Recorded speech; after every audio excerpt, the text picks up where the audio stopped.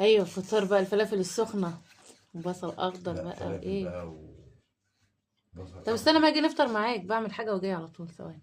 مستني انا مستني، مش باكل انت انا. انت كده مستني. امم مش باكل لما تيجي. كده مستني اه.